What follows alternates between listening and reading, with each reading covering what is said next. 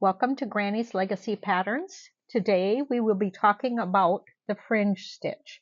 And this is the lovely piece called Masquerade from Granny's Legacy Patterns, and it's part of their folk stitch club. So we'll dig right in. So I'll set that aside. And I have a sample piece of black wool here. And I have threaded my needle with 2 strands. And you could use all one color. I've chosen to use 2 colors. I have the M42 here, a light blue, and the 210, a brighter blue, darker medium blue.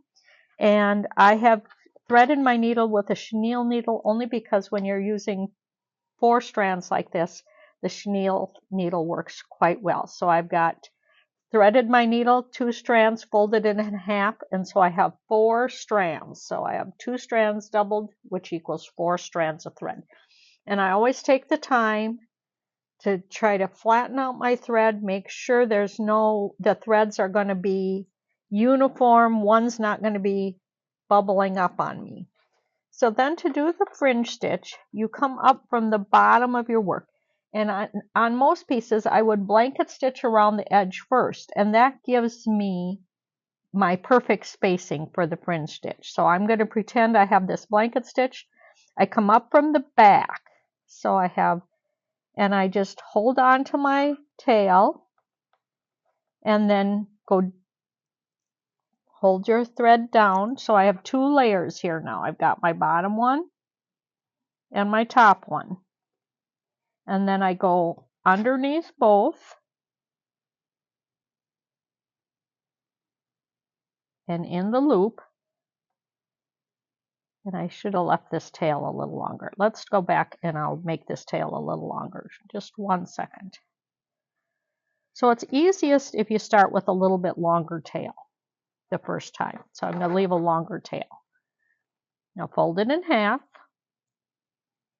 underneath with your needle, underneath all of the layers, all 8 strands, the top and the bottom. And then you pull the top one up and make a knot and pull it up tight. Just use your fingernail and push it tight. You don't want to pull too hard on the edge of your work because you don't want to rip that out. But I've pulled that knot very firmly. Now I just go to the next stitch, right up underneath, the same depth. And this time I'm just going to leave a loop, and I use my finger to create the loop. Pull it down. Your needle goes under all the layers and through the loop here, and pull it up and tighten your knot. Now to the next stitch. From the bottom, take a stitch, pull up a loop, down, underneath all layers, pull up your stitch,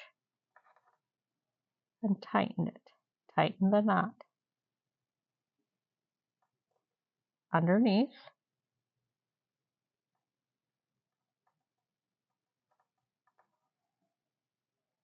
and I just use my finger to make my loop. If you're going to make long fringe, you'll need to leave a longer loop on each one. So your needle goes underneath all layers, through the loop, and then pull it up with your thumbnail to make a nice tight knot. So underneath. And actually, if you make your loops pretty uniform, when you go to make your fringe, all you have to do then is nip them. You don't need to go back and trim. If your loops are all different sizes, that's fine. Then you just need to trim your fringe all the same length. Tighten it up.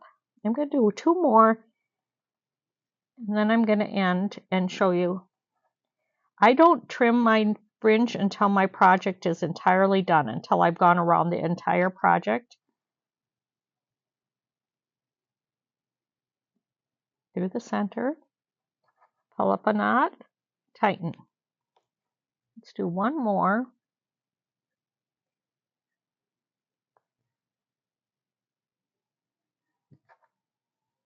This is going to be so fun. I'm thinking already all the projects that I'd like to put fringe on. The edge of a snowman scarf, uh, the the end of a long runner, each end, long end, that would be so pretty just on the very ends of the runner and have longer fringe. So there I have done that far. And now I'm just going to take and cut this, cut each loop. You could actually just leave loops too. It's quite cute just like that, but we're making fringe, so we are going to have to cut our loops eventually. So just go along and cut your loops. And then after you have all your loops cut, you can take a little iron and press it so that all of the fringes is right. You could put a piece of masking tape here and trim it. Or you could just wing it and go around. Lay it on your rotary cutter mat too, and then see where they... And trim your fringe. And that is how simple it is to make a fringed edge on anything. And it's just lovely. Think of all the color combinations. You could even use 3 strands of thread and have 3 colors. So this is from our Masquerade and Folk Stitch Club and Granny's Legacy Patterns with the Fringe Stitch. Thank you for joining us.